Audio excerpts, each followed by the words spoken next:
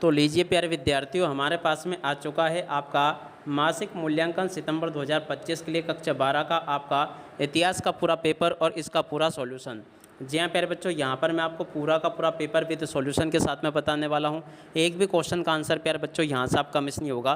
तो चलो अपन जल्दी से आगे बढ़ते हैं, समझते हैं आपके पूरे पेपर को और इस पेपर के पूरे सॉल्यूशन को। तो देखिएगा प्यारे बच्चों, इस प्रकार का पूरा पेपर होगा।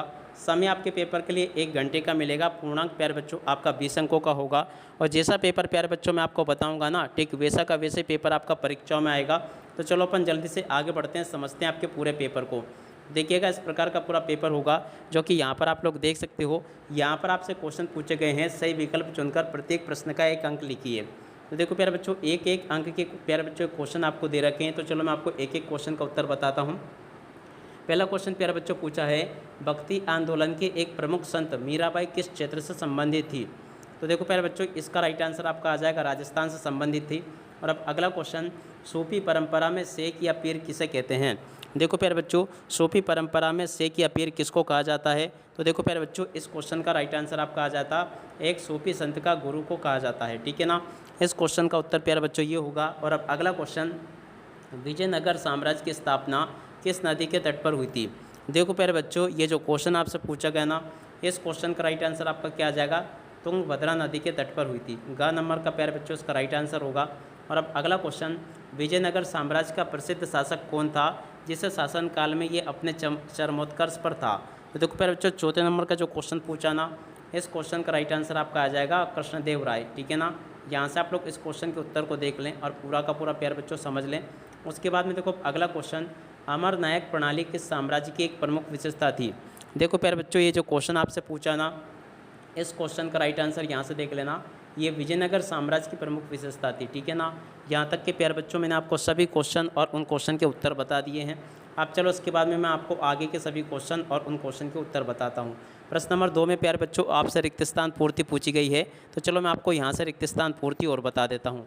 रिक्त स्थानों की पूर्ति में देखो प्यारे बच्चों, पहला क्वेश्चन पूछा है, दक्षिण भारत में भक्ति आंदोलन के प्रमुख संत जिन्हें अलवार कहा जाता था वे थे। तो देखो प्यारे बच्चों, किसके उपासक थे। तो देखो प्यारे बच्चों, यहाँ से आपको लिखना होगा वे विष्णु के उपासक थे। तो देखो प्यारे बच्चों क्या लिखोगे, विष्णु के उपासक थे। ठीक है।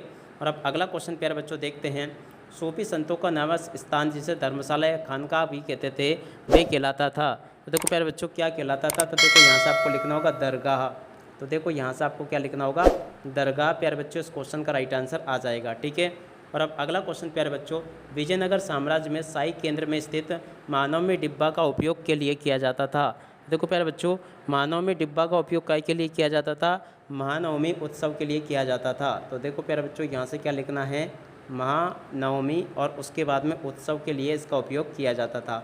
यहाँ से आपको महानवमी उत्सव लिखना होगा। और उसके बाद में देखो अगला क्वेश्चन, विजयनगर में प्रसिद्ध मंदिर जिसे द्राविड़ शैली में बनाया गया है। तो देखो प्यारे बच्चों, विजयनगर में प्रसिद्ध मंदिर जिसे प्रसिद्ध विरूपाक्ष मंदिर। देखो प्यारे बच्चों क्या लिखोगे, यहाँ से विरु और उसके बाद में पाक्ष, उसके बाद में मंदिर। ठीक है ना, यहाँ से आपको प्यारे बच्चों विरूपाक्ष मंदिर लिखना होगा। और अब अगला क्वेश्चन, कृष्णदेव राय राजवंश से संबंधित थे। देखो प्यारे बच्चों, कृष्णदेव राय जो थे ना, तुलु राजवंश से संबंधित है। तुलु प्यारे बच्चों यहाँ से आपको लिखना होगा। और उसके बाद में देखो आगे आपके पेपर में परीक्षा में क्वेश्चन इस प्रकार से पूछे गए हैं, इनको भी आप लोग पढ़ के जाना। ये प्यारे बच्चों आपके सभी के सभी अति लघुत्तरी प्रश्न हैं। तो चलो आगे मैं आपको इन सभी अति लघुत्तरी प्रश्नों के उत्तर और बता दूं, ताकि प्यारे बच्चों आप लोग अपनी परीक्षा में टॉप कर सको। तो लीजिए प्यारे बच्चों, यहाँ से आप लोग इन क्वेश्चन के उत्तरों को देख ले। प्रश्न नंबर 3 में जो क्वेश्चन प्यारे बच्चों पूछा था, अति लघुत्तरी प्रश्न प्यारे बच्चों ये सभी के सभी, जिसमें कि पूछा है भक्ति और सूफी परंपराओं के बीच 2 समानताएं प्यारे बच्चों आपको लिखनी होगी। देखो प्यारे बच्चों, भक्ति और सूफी परंपराओं के बीच 2 समानताएं यहाँ से आप लोग देख कर लिख दें।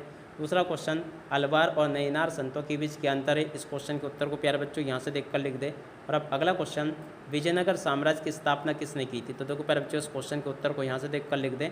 और अब अगला क्वेश्चन, विजयनगर की स्थापत्य शैली की 2 प्रमुख विशेषताएं प्यारे बच्चों आपको बतानी। इस क्वेश्चन के उत्तर को यहाँ से देख कर लिख देना।